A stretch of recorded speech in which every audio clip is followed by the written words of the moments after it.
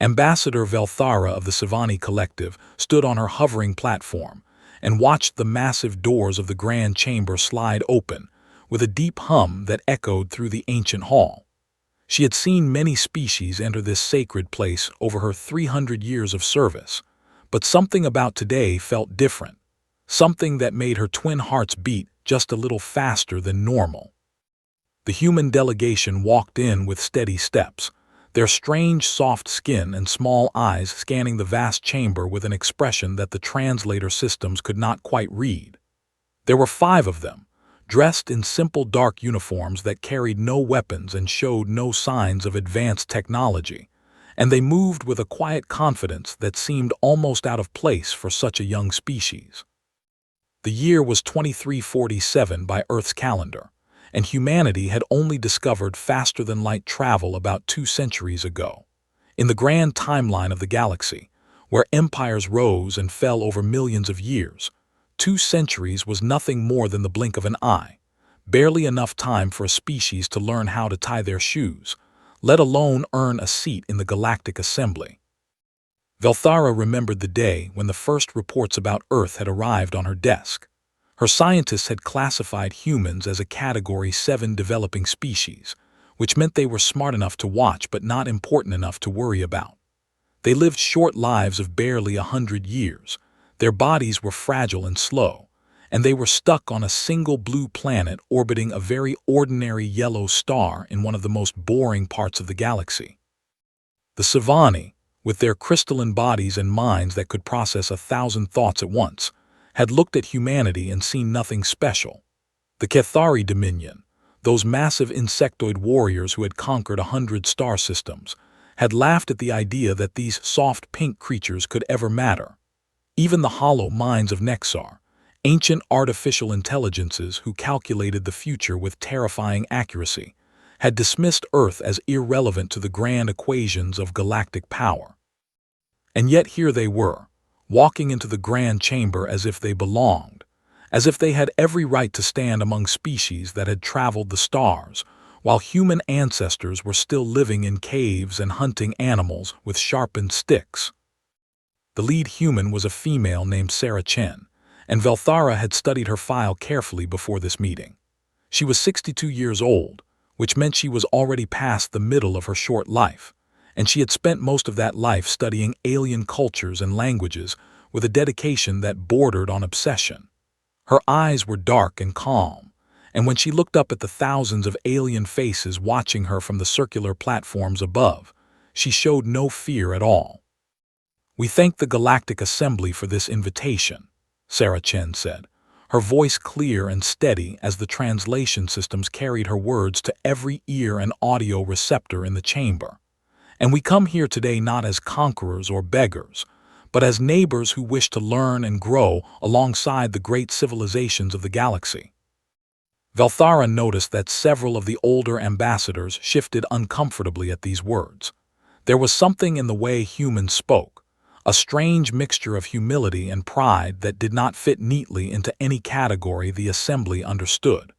Most young species came to this chamber either trembling with fear or puffed up with foolish arrogance, but the humans seemed to be neither. High Chancellor Morvex of the Cathari Dominion leaned forward on his platform, his massive mandibles clicking together in what passed for a smile among his kind. He was the most powerful voice in the assembly, a warrior who had personally killed over 10,000 enemies in battle, and he looked at the human delegation the way a predator looks at something too small to be worth eating. "Tell me, Ambassador Chen," he said, his voice like rocks grinding together, "what exactly does humanity have to offer the assembly? Because from where I stand, I see a species that has barely learned to walk among the stars, a species with no great fleets, no ancient wisdom, and no power worth mentioning." The other Cathari representatives made sounds of agreement, their hard shells rattling in the distinctive pattern that indicated mockery, and several other species joined in with their own versions of laughter. The message was clear enough that even the humans could understand it without translation. But Sarah Chen did not flinch or look away. Instead, she smiled, and something about that smile made Velthara feel a chill run through her crystalline body. "You are right that we are young," Sarah Chen said, "and you are right that we have no great fleets or ancient empires to boast about. But I wonder if the High Chancellor knows the story of how life began on our world, because I think it might help explain who we are and what we have to offer." Morvex made a dismissive gesture with one of his forearms, but he did not stop her from speaking, perhaps because he was curious or perhaps because he wanted to give her more rope to hang herself with. "Earth is what your scientists call a death world," Sarah Chen continued, and now her voice had taken on a different quality, softer but somehow more intense. "A planet where everything tries to kill everything else, where the weather can freeze you or burn you or drown you or blow you away, where the ground itself sometimes opens up and swallows entire cities, where invisible creatures too small to see can enter your body and destroy you from the inside." The chamber had grown quiet now, and Velthara noticed that even Morvex had stopped his mocking gestures. "Our planet has gone through 5 mass extinctions," Sarah Chen said. 5 times when almost all life was wiped out, when asteroids fell from the sky and volcanoes covered the world in fire and ice spread across the continents. 5 times, and 5 times life came back, changed and adapted and more determined than before. She paused and looked around the chamber, meeting as many eyes as she could. "Humanity is the child of that world. We did not evolve on a gentle paradise where food fell from the trees, and the climate was always perfect. We evolved in a place where we had to fight for every single day of survival, where we had to become the most adaptable and stubborn creatures our planet had ever produced just to avoid being eaten or frozen or burned or drowned." Velthara found herself leaning forward, drawn in by the human's words despite herself. "You ask what we have to offer," Sarah Chen said, and now she was looking directly at High Chancellor Morvex, "and my answer is this. We have survived things that would have destroyed most species before they even learned to use tools. We have faced extinction again and again, and we are still here. We have learned to turn our greatest enemies into our greatest allies, to take the animals that once hunted us and make them our friends and partners." She took a step forward, and for just a moment, the small human woman seemed to fill the entire chamber with her presence. "We offer you our friendship, High Chancellor, because we have learned that cooperation is stronger than competition, that the species who help each other survive while those who fight alone eventually fall. But make no mistake about what that friendship means." Her smile returned, and again Velthara felt that strange chill. "We protect our friends with the same stubborn determination that has kept us alive through 5 extinctions, and we remember our enemies for a very, very long time. That is what humanity has to offer the galaxy, and I hope you will find it valuable."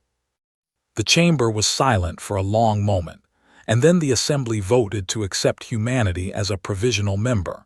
It was supposed to be a meaningless gesture, a way to keep the young species happy while the real powers continued to ignore them.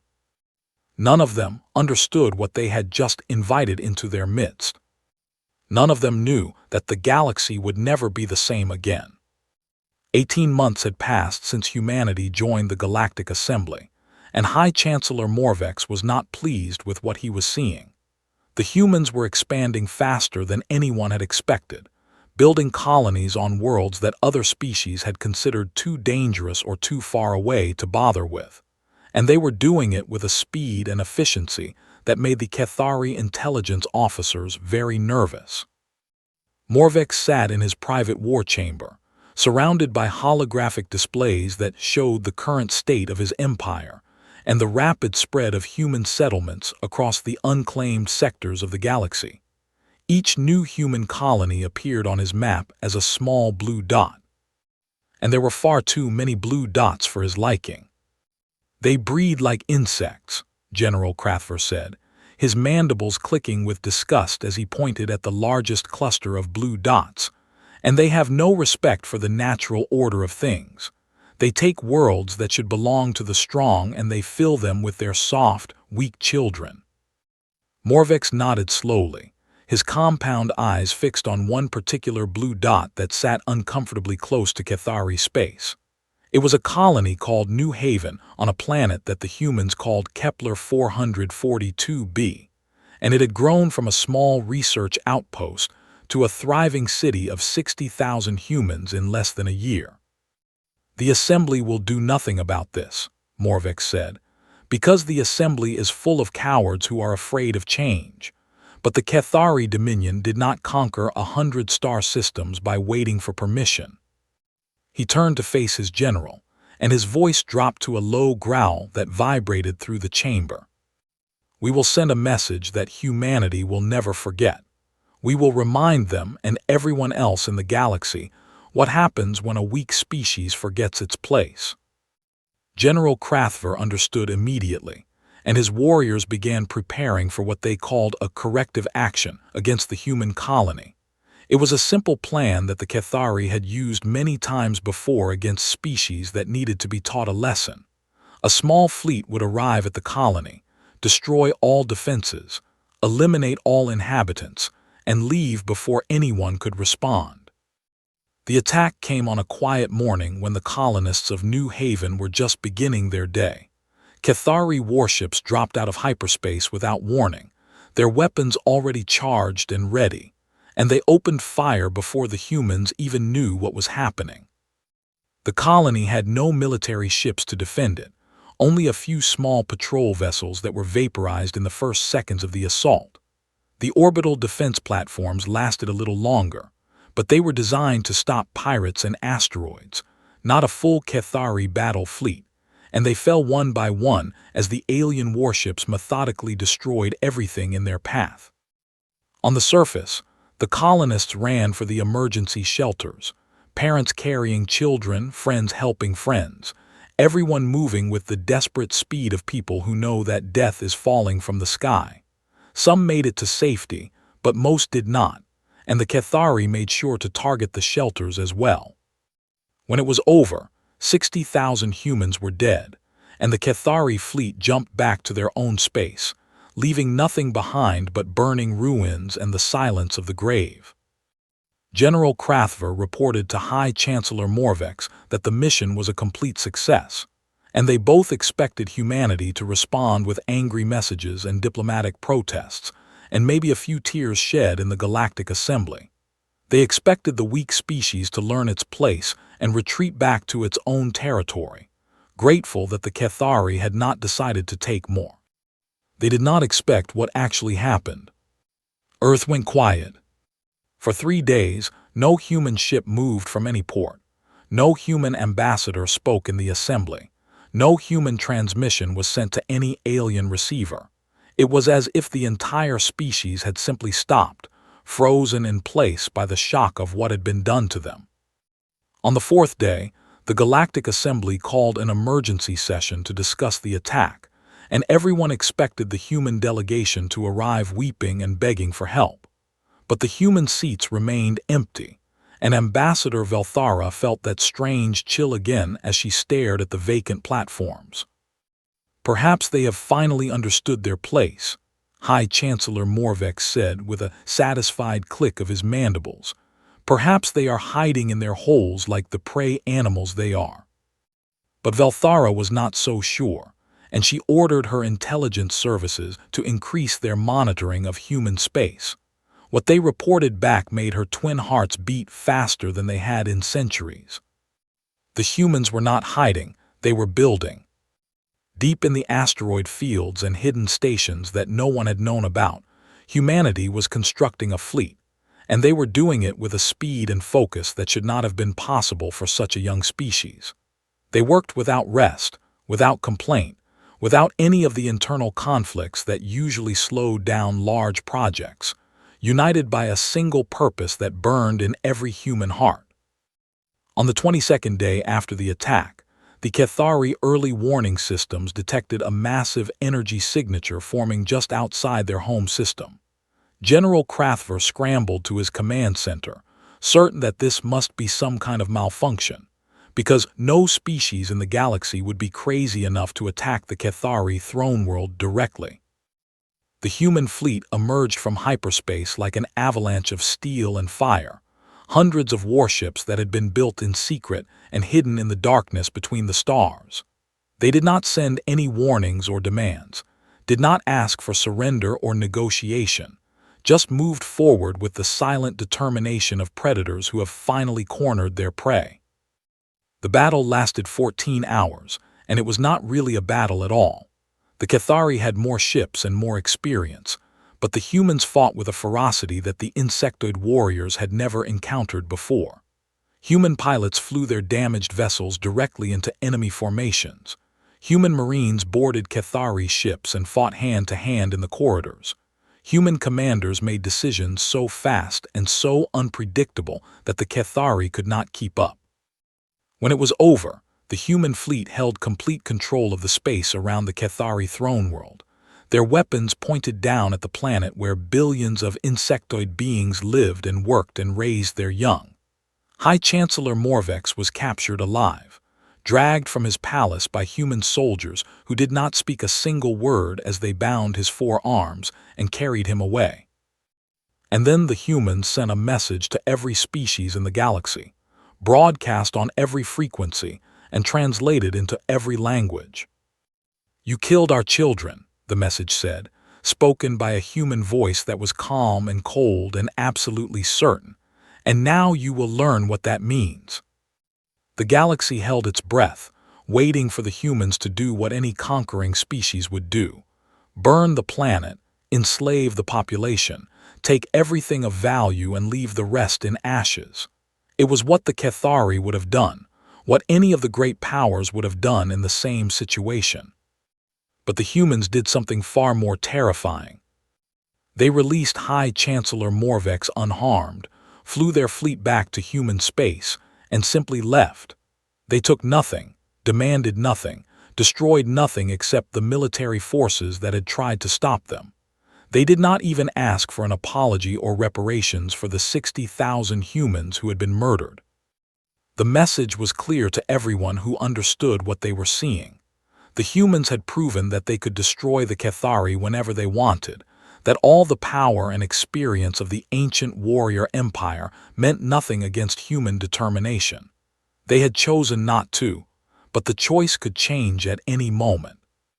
Ambassador Velthara watched the human fleet disappear into hyperspace, and she understood that everything had changed. The young species that everyone had dismissed and mocked had just defeated one of the most powerful empires in the galaxy, not through superior technology or numbers, but through sheer unstoppable will. She began writing a report that she knew would change galactic politics forever, and she gave it a title that would echo through the centuries: Humanity, a Threat Assessment. The galaxy had made a terrible mistake in underestimating Earth, and Velthara was determined to make sure that mistake was never repeated again. The Grand Chamber of the Galactic Assembly had never been so full. Every species that could send a representative had done so, and many had sent their highest leaders personally, because what had happened to the Cathari Dominion had shaken the foundations of galactic civilization in ways that no one had expected. Ambassador Velthara stood at the central speaking platform, her crystalline body catching the light from 1,000 different sources as she looked out at the assembled faces of the galaxy. Some were afraid, some were angry, some were simply confused, but all of them were waiting for her to explain what humanity really was and what the galaxy should do about it. "I have spent the last 6 months studying humanity," she began, her voice carrying to every corner of the vast chamber through the translation systems. "And what I have learned has convinced me that we have made a terrible error in our assessment of this species. We looked at their short lives and their fragile bodies, and we assumed they were weak, but we were completely and utterly wrong." She activated the holographic display, and the image of Earth appeared before the assembly, blue and green and white, beautiful in the way that only living worlds can be. "This is the human homeworld," Velthara said, "and I want you all to understand something important about it. This planet is constantly trying to kill everything that lives on its surface. The humans call it a pale blue dot, and speak of it with love, but by any reasonable standard, Earth is one of the most dangerous environments in the known galaxy. She began listing the dangers, each one appearing on the display as she spoke. Volcanoes that could cover continents in ash, earthquakes that could destroy entire cities in seconds, hurricanes that could tear apart anything in their path, ice ages that lasted for thousands of years, asteroid impacts that wiped out most life on the planet not once but multiple times. And that is just the planetary environment, Velthara continued, because the biological threats are even worse. Earth is home to countless predators, parasites, and diseases that have been fighting a constant war against each other for billions of years. The humans evolved in the middle of this war, surrounded by creatures that wanted to eat them or infect them or poison them at every moment. The display changed to show images of Earth's wildlife, and several of the more sensitive species in the assembly gasped or made sounds of distress. There were massive predators with teeth like knives, swarms of insects that could strip flesh from bone in minutes, microscopic organisms that could destroy a body from the inside while the victim was still walking around. Most intelligent species evolved on worlds where the environment was relatively stable and friendly, Velthara said, where they could develop their minds and their cultures without constantly fighting for survival. But humanity had no such luxury. They had to become the most adaptable and persistent creatures on their planet just to avoid extinction. She paused to let that sink in, watching the reactions of the assembly members. This has shaped them in ways that we did not understand until it was too late. Humans are what scientists call persistence predators, which means they did not evolve to be the fastest or the strongest hunters on their world. Instead, they evolved to be the most stubborn. Their ancestors would choose a target and simply follow it, sometimes for days at a time, never stopping, never resting, until the prey collapsed from exhaustion. High Elder Moxana of the Savani raised one crystalline limb in a gesture of confusion. But surely this strategy would not work against other intelligent species, she said. Surely beings with advanced technology and faster-than-light travel cannot be run to exhaustion like simple animals. Velthara nodded slowly. That is what we all believed, and that is why we were wrong. The human persistence is not just physical, it is mental and cultural as well. When a human decides to accomplish something, they do not stop until it is done. They do not give up, they do not get distracted, they do not decide that the goal is too difficult or too expensive or too time-consuming. They simply keep going until they succeed or until they die trying. She changed the display again, this time showing the human response to the Cathari attack. When the Cathari killed 60,000 humans, they expected humanity to accept defeat and retreat. This is what most species would do when faced with a clearly superior military force. But humans do not think the way other species think. They did not calculate their odds of victory and decide to surrender. They did not weigh the costs and benefits of war and choose peace. They simply decided that the Cathari had to be punished, and then they made it happen. The chamber was completely silent now, every being focused on her words. In 22 days, humanity built a fleet capable of defeating the Cathari Home Defense Force. They did this by working without rest, by pouring every available resource into the effort, by putting aside every other concern and focusing entirely on the single goal of retribution. And when they had achieved that goal, they stopped, because the point was never conquest or profit, the point was to send a message. She looked around the chamber, meeting as many eyes as she could. And this brings me to the most important and most terrifying aspect of human psychology. They do not fight for the same reasons that we do. The Savani fight for resources, the Cathari fight for dominance, the Nexari fight for philosophical purity, but humans fight for something completely different. She paused again.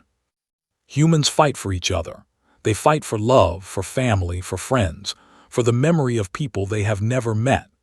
A human will sacrifice everything, including their own life, to protect or avenge someone they care about. and they extend this protection not just to their immediate family but to their entire species. The display showed images from human history. Soldiers charging into certain death to save their companions, civilians sheltering strangers during disasters, rescue workers running into collapsing buildings to search for survivors. The Cathari did not attack a military target. They attacked civilians, including children, and this triggered something deep in the human psyche, something that their own scientists call protective aggression. When humans believe that innocent members of their species have been harmed, they become capable of almost anything. Velthara's voice dropped lower, more serious. But there is something else you need to understand, something that makes humanity truly unique among all the species I have studied. Humans have a concept that does not exist in most other cultures, a concept they call spite. She let the word hang in the air for a moment. Spite means that humans will sometimes harm themselves in order to harm an enemy. They will sacrifice their own ships, their own resources, their own lives, just to make sure their opponent loses too. They do not always act in their own rational self-interest, because sometimes making an enemy suffer is more important to them than protecting themselves. The implications of this statement rippled through the assembly like a wave. This is why the Cathari lost despite having superior numbers and technology. The humans did not care about the cost of victory, only about achieving it. They were willing to trade ship for ship, life for life, until there was nothing left on either side, and the Cathari were not prepared to match that level of commitment. Velthara straightened to her full height. I believe that we must establish a new doctrine, a new law that applies to every species in this assembly. We must formally recognize humanity as a species that should never be attacked or provoked, not because they are the strongest or the most advanced, but because they are the most dangerous when they are angry. We must make it absolutely clear that anyone who harms humanity will face consequences that no rational being would accept. She looked directly at the empty platform, where High Chancellor Morvex used to sit. The Cathari Dominion learned this lesson the hard way, and they are lucky that the humans chose to show mercy. I do not believe we can count on that mercy if there is a next time. The vote to discuss her proposal was unanimous, and the assembly began the work of creating what would become the most important law in galactic history. The doctrine of Earth was about to be born. The vote was unanimous, something that had not happened in the Galactic Assembly for over 4,000 years. Every species, every faction, every representative from the most powerful empire to the smallest independent world raised their signal in agreement, and the words appeared on the great display screen in letters of burning gold. Do not provoke Earth. The doctrine of Earth was now law, placed alongside the most sacred prohibitions in galactic civilization.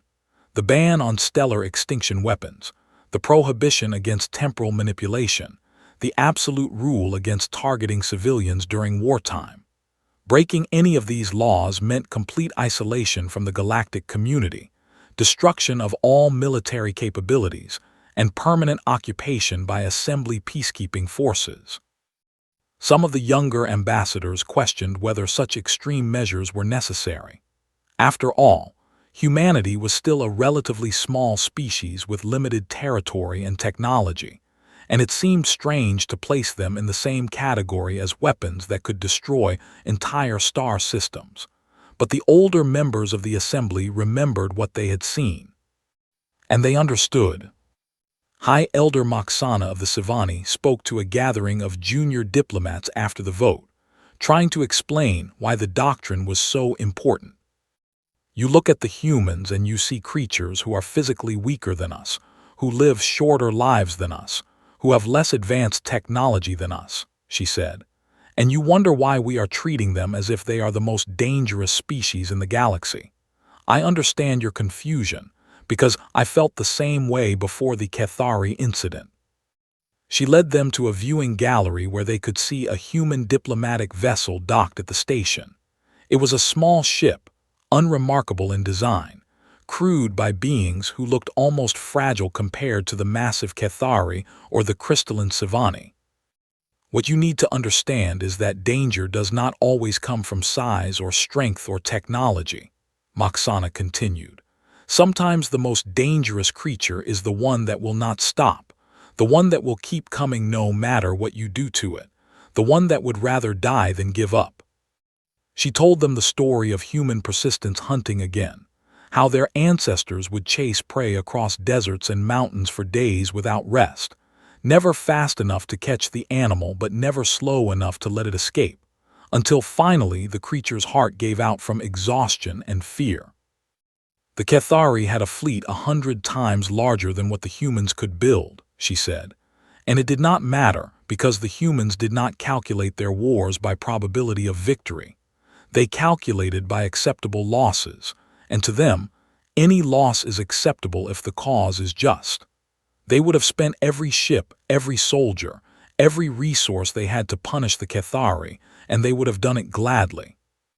One of the young diplomats, a Nexari artificial intelligence named Unity 7, processed this information and asked the obvious question. But surely this makes humans irrational actors who cannot be negotiated with. How can we have diplomatic relations with a species that does not respond to normal incentives and deterrence? Moxana smiled, or made the Sivani equivalent of a smile. That is the beautiful irony of the situation, she said, because humans are actually one of the easiest species to have good relations with. They are friendly, curious, generous, and genuinely interested in cooperation and mutual benefit. Their ambassador Chen has become quite popular in the assembly, and human cultural exchanges have been welcomed by dozens of worlds. She paused to let that contradiction sink in. The key is to understand that humans have a very clear line between friend and enemy, between us and them. If you are on their side, they will help you in ways that go far beyond what most species would consider reasonable. They will share their technology, their resources, their knowledge, all without asking for much in return. They have a concept called friendship that seems to mean more to them than formal alliances or treaties. The viewing gallery looked out at the stars now, thousands of points of light representing the vast territory of the Galactic Assembly. But if you cross that line, Moxana continued, if you harm someone they consider part of their group, then everything changes. The friendly neighbors become implacable enemies, the generous traders become vengeful warriors, and they will remember what you did for generations. Humans have a saying, elephants never forget. An elephant is a large animal from their homeworld, and apparently neither do they. She turned back to face the young diplomats. The doctrine of Earth is not about fear, not really. It is about respect. We are telling every species in the galaxy to treat humanity with the respect they deserve, to never mistake their gentleness for weakness, to never assume that their short lives mean they do not care about the future. In the decades and centuries that followed, the doctrine became one of the most studied and discussed laws in the galaxy. Military academies taught it as a case study in unconventional warfare. Diplomatic schools used it as an example of how small species can protect themselves against larger powers, and philosophers debated its implications for theories of deterrence and international relations. Veteran ambassadors developed a standard way of explaining the doctrine to new species that joined the assembly. They would show recordings of the Cathari humiliation.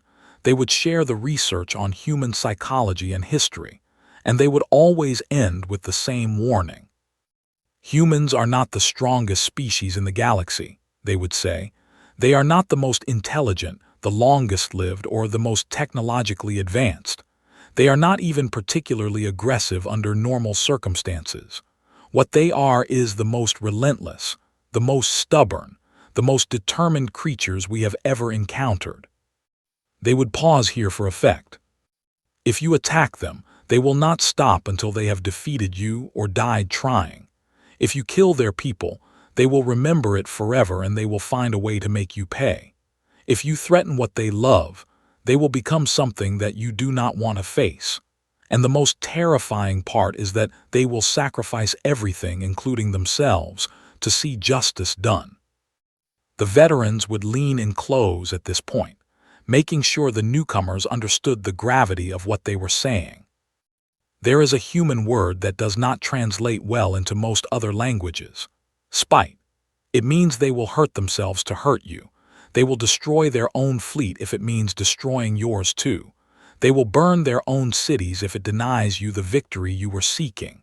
They do not always act in their own best interest, because sometimes revenge is more important to them than survival. And then they would conclude with the most important lesson of all. The doctrine of Earth is very simple. Do not touch what they love. Do not harm what they protect. Do not give them a reason to remember your name. Be their friend and they will move mountains for you. Be their enemy and they will move those same mountains onto your head. The Cathari Dominion never fully recovered from their encounter with humanity. High Chancellor Morvex was removed from power by his own people, blamed for the humiliation that had shattered their reputation as invincible warriors. The Dominion retreated from galactic politics, focusing on rebuilding their military and nursing their wounded pride.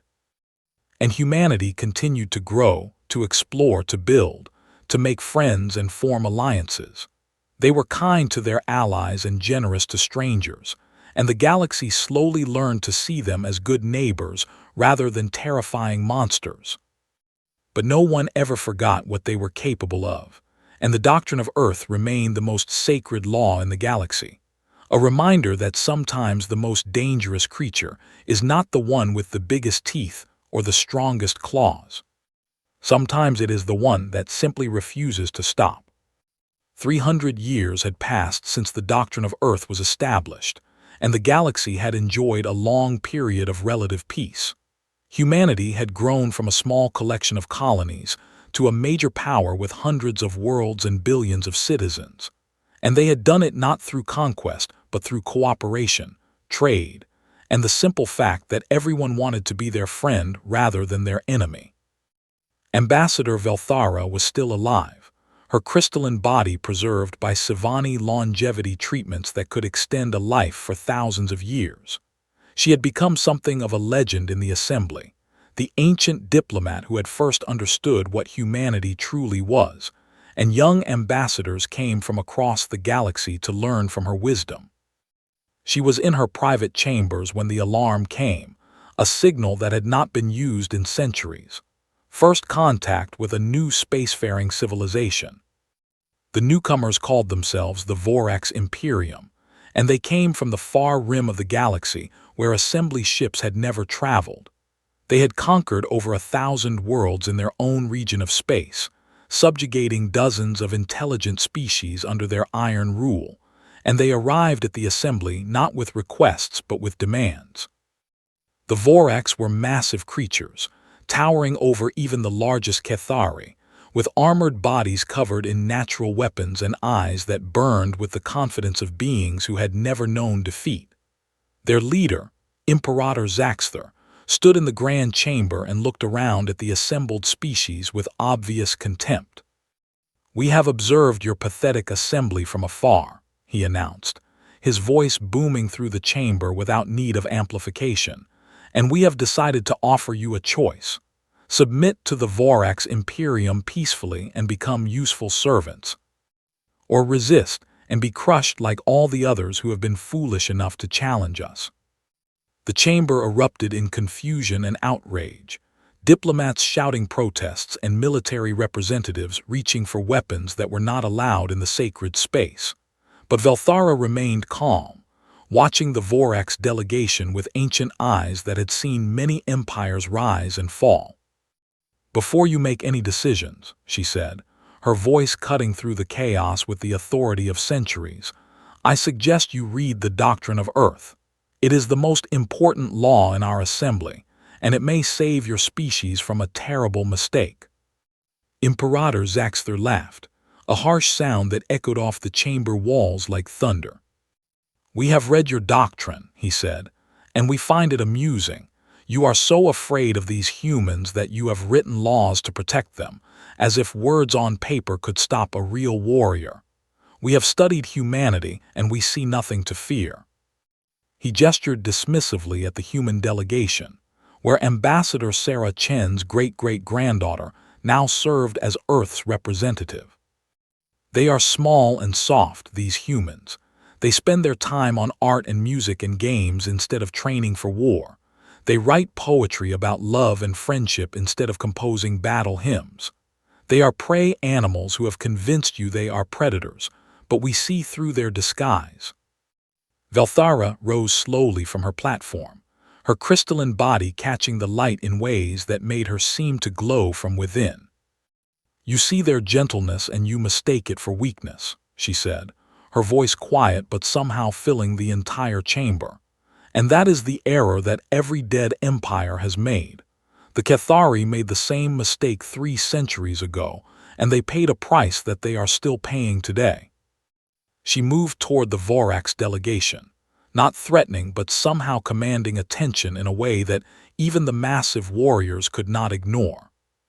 "Let me tell you something about humans that you clearly do not understand. They are gentle because they choose to be. They write poetry and make art and play games because they have learned to control the darkness inside themselves, because they know what they are capable of and it horrifies them." She gestured, and the holographic display activated, showing images that she had collected over 300 years of studying humanity. "This is their history," she said, and the display showed wars, battles, destruction on a scale that made even the Vorax shift uncomfortably. Wars that killed millions of their own kind, weapons that could destroy entire cities in a flash of light, campaigns of extermination against their own brothers and sisters that make our conflicts look like children's games. The display changed to show humanity's achievements.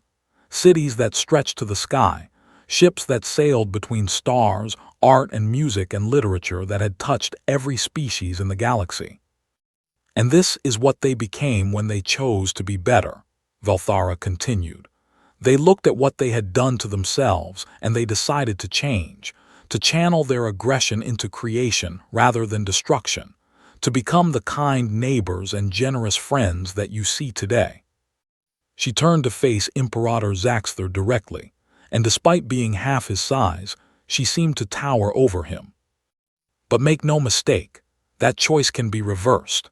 The darkness is still there, buried deep but never gone, waiting to be awakened if someone is foolish enough to threaten what they love. And you, Imperator, with your demands and your contempt, you are dangerously close to waking something that you do not want to face." She activated another display, showing the human fleet as it currently existed. Thousands of warships spread across their territory, each one crewed by beings who would die without hesitation to protect their people. 300 years ago, humanity built a battle fleet in 3 weeks and used it to humble the greatest warrior empire in the galaxy, she said. They did this with a fraction of the resources and technology they have today. Do you truly want to see what they could build now, with 3 centuries of advancement and the full support of dozens of allied species? The chamber was completely silent. Even the Vorax warriors had stopped their arrogant posturing. "There is a human saying that I have come to appreciate over the years," Velthara said. "They say, 'Speak softly and carry a big stick.' It means that the truly powerful do not need to boast or threaten, because their strength speaks for itself." She smiled, a gesture she had learned from human friends over the centuries. Humanity has been speaking softly for 300 years. They have been kind and generous and peaceful because that is who they want to be. But the stick is still there, hidden but never forgotten, ready to be used if someone gives them no other choice. She looked around the chamber at all the species who had gathered to witness this confrontation. The doctrine of Earth exists because we have seen what happens when humans are pushed too far. We have seen the cold fury in their eyes, the absolute certainty of their resolve, the willingness to sacrifice everything for victory. And we decided that it was better to be their friends than to ever ever be their enemies. She turned back to Imperator Zaxter one final time. You ask why we do not provoke Earth. My answer is this: because the last species that tried no longer exists as a political entity, because humans keep their promises, especially their threats, because they have survived 5 mass extinctions on a death world that would have killed any other species, because they do not know how to give up. Her voice dropped to barely a whisper, but every being in the chamber heard her clearly. Do you truly wish to see the stick, Imperator? Do you truly want to be the lesson that the next generation uses to teach their children about the dangers of arrogance? Because I promise you, if you touch what humanity loves, they will not stop until your empire is nothing but a cautionary tale told to frighten young diplomats. Imperator Zaxter stood frozen, his confidence visibly cracking as he processed what he had heard. He looked at the human delegation, at the small woman who sat there with a calm smile on her face, and for the first time in his life, he felt something he had never experienced before. Fear. The Vorax Imperium withdrew from assembly space within a solar cycle, their demands forgotten, their threats abandoned. They returned to their own region of the galaxy and built massive defenses along their border, not to attack, but to protect themselves from something they had been foolish enough to threaten. And the doctrine of Earth endured, unchanged and unchallenged, a testament to the power of a species that had learned to be gentle but never forgot how to be terrible. In academies across the galaxy, young beings would study this moment for centuries to come, asking their teachers the same question: why do we fear the humans? And the answer was always the same: because they are the galaxy's gentle giants, and the wise do not wake sleeping giants. Because they have learned that kindness is strength, but they remember that strength can also be kind. Because they will go to any length to protect what they love, and they have enough love in their hearts to protect the entire galaxy. The doctrine of Earth was simple, but its meaning was profound. Do not provoke the species that chose to be good, because someday they might choose to be something else.